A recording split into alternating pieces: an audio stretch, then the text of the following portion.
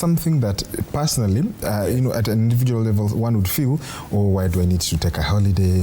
It feels like a reward. It feels like you're rewarding. Yeah, one needs to reward, and so if the year has been rough or things are not working well, you do not deserve a reward. You know, some will just opt to say, hey, miwacha niende kwenye nimezoea. You deserve a reward more when things are not working well, because you've given it your all. It's not really functioned or worked. That's something that you should not reward yourself. What you could do is to, if you're used to, when things were well, you're used to a 10-day holiday or a 2-week holiday, cut it short.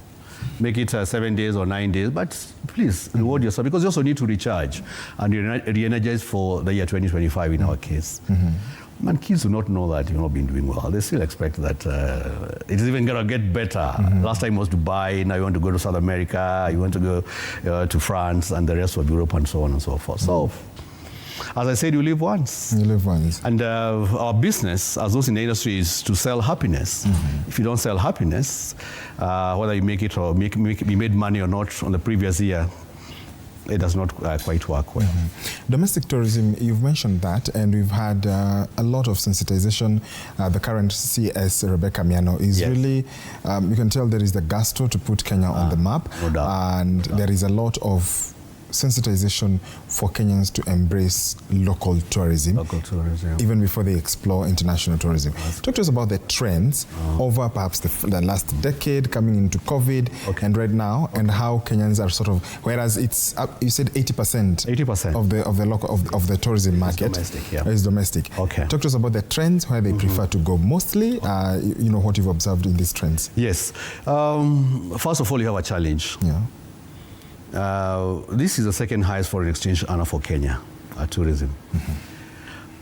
Remember that tourism is a little chapter in our subject called geography, which is not even compulsory in high school. So you have a whole bulk of youngsters who opted out of geography, who do not even know what tourism is. That's first of all is my challenge to the Ministry of Education, that if you talk about the second highest foreign exchange earner, second to agriculture, if agriculture is a whole subject, examinable by NEC, you should have some space at least for tourism. Whether you make it geography compulsory or you want to have a topic on tourism or subject on tourism, that could be very important. I feel that is very important. Now, I've been in the industry for 32 years, George. Yes. When I was at Utalii College, we were dreaming of 1 million tourists by the year 1990. And that dream has been on and off. We have had challenges of our own, basically because of over-reliance on the international market.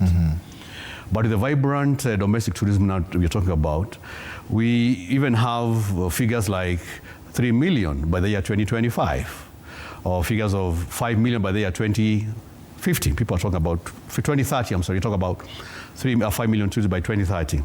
Those are good trends, but I look at it differently. One, are we really for mass tourism, or we are for quality tourism? It is possible to have the 3 million or even the 5 million, but how much would that translate into our earnings? We have serious examples of where tourism collapsed, where numbers grew and they could not be able to manage. That you talk about Spain, where they were getting 70, 80 million tourists a year, but that, and Athens, Greece, and that almost spelled doom for those countries. For us, you are doing very well. 1 million, 1.5, up to 2 million before COVID came in, 2020. Of course, our numbers went down, and I must thank some source markets like the Spanish market did not quite slow down to a halt. And then we picked up 2022 and the whole of last year. By the end of last year, we were doing 95% of pre-COVID levels. It's great. And then 2024, now we are back to pre-COVID levels at 100%, which is great. I have seen the industry